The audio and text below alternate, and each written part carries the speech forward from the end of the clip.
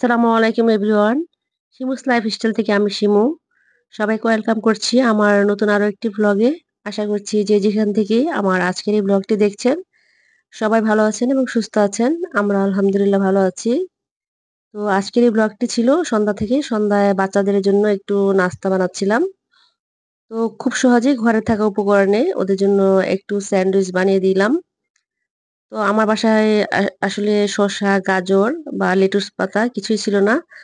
তো এখানে আগের দিন আমি কিছু মুরগির বুকের মাংস স্যান্ডউইচের জন্য রেডি করে রেখেছিলাম। তো সেটাই পাউরুটিতে মেখে দিয়েছি স্যান্ডউইচ বানিয়ে। তো সবকিছু আগেই দেওয়া ছিল। যেহেতু আমি আর উপকরণগুলো বলছি না, কারণ আমরা সবাই জানি স্যান্ডউইচ বানাতে মুরগির মধ্যে কি, কি দেওয়া লাগে। গোলমরিচের গুঁড়া দিয়েছি, সাদা গোলমরিচ, কালো গোলমরিচ, সয়া সস, ওয়েস্টার সস, আদা রসুন বাটা। তো এই আরকি। সন্ধ্যায় এই জিনিসটা করা থাকলে ফ্রিজে দেখা যায় যে ছেলে-মেয়েদের নাস্তা নিয়ে আমার খুব টেনশন করতে হয় না। ওরা পাউরুটি দিয়ে যখন তখন এভাবে করে অ্যা মাখিয়ে খেয়ে নেয়। আর টিফিনেও দেওয়া যায় খুব সহজেই। তো শসা আর গাজর থাকলে এটা আরো সুন্দর লাগতো। তো যাই হোক, যখন যা থাকে সেভাবেই তো চলতে হবে। আর বাজার তো সবসময় ঘরে প্রয়োজন মতো থাকে না। যখন দেখা যায় যে বাজার করে এটা থাকে তো ওটা থাকে না। আর আমার হাসব্যান্ড যখন বাজারে যায় তো অনেক সময় দেখা যায় যে ফোন করে বা অনেক সময় ফোন করা ছাড়াও বাজার থেকে বাজার করে নিয়ে চলে আসে। তো সেজন্য আমি আর বলতে পারি না যে কি, কি লাগবে। আর এটা ছিল রাতে। রাতে ইলিশ মাছের লেজ ভর্তা করেছি। তো মাওয়া ঘাটে তো আমরা অনেক আ যাওয়া হয়েছে এবং ইলিশ মাছের লেজ ভর্তা খেয়েছি। কিন্তু ওরা যেভাবে করে আসলে ওইরকম টেস্টটা ঘরে আমার মনে হয় যে হয় না।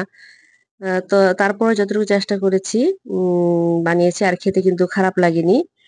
ওরা কিন্তু আ ছেঁচনির মধ্যে ছেঁচে তারপরে ভর্তা করে, যেটা দেখেছি কাছ থেকে। তো আমি সেটা না করে আমি হাত দিয়ে কাঁটাগুলো বেছে তারপরে শুকনা মরিচ ভেজে নিয়েছি। আর পেঁয়াজটাকে ভেজে নিয়েছি। ভেজে তারপরে ভর্তা করেছি। তো এটা খুব সহজ সিস্টেম।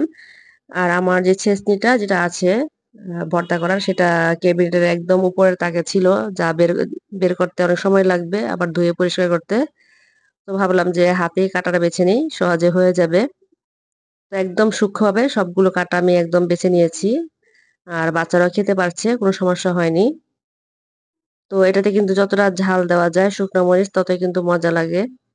তো আমার কাছে যখন মনে হচ্ছিল মাখাচ্ছিলাম যে অনেক ঝাল হবে, কিন্তু খাওয়ার সময় অতটা ঝাল লাগেনি। মরিচগুলোতে এত বেশি ঝাল ছিল না। মনে হলো যে আরেকটু শুকনা মরিচ হলে হয়তো আরো মজা হতো। তো ইলিশ মাছের লেজগুলো কিন্তু ফ্রিজে বেশ কয়েকদিন ছিল। কারণ আমি জমিয়েছিলাম ৪ টা ইলিশ মাছের লেজ এখানে। তো দোকান থেকে যেহেতু কেটে নিয়ে এসেছিল, লেজগুলো কিন্তু খুব ছোট ছিল। যার কারণে পরিমাণটা কম হয়েছে এখানে।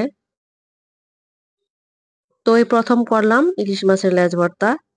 ভালোই লেগেছে খেতে আলহামদুলিল্লাহ। তো ইচ্ছা আছে পরবর্তীতে যখন আবার ইলিশ মাছ নিয়ে আসবে লেজের ভর্তা করব। তো রাতে ছিল খুব সাধারণ খাবার-দাবার। আর ডিম ভাজি করেছি। দুপুরে যে তরকারি রান্না করেছিলাম সেটা শেষ হয়ে গেছে। তো রাতে দেখা যায় প্রায়ই হালকা পাতলা কিছু না কিছু করতে হয়। তো এই আরকি আজকে খুব ছোট একটি ব্লগ শেয়ার করছি আপনাদের সাথে। আশা করছি ভালো লেগেছে। ইনশাআল্লাহ আবারও দেখা হবে পরবর্তী কোনো ভিডিওতে। সে পর্যন্ত সবাই ভালো থাকবেন। আল্লাহ হাফেজ। আসসালামু আলাইকুম।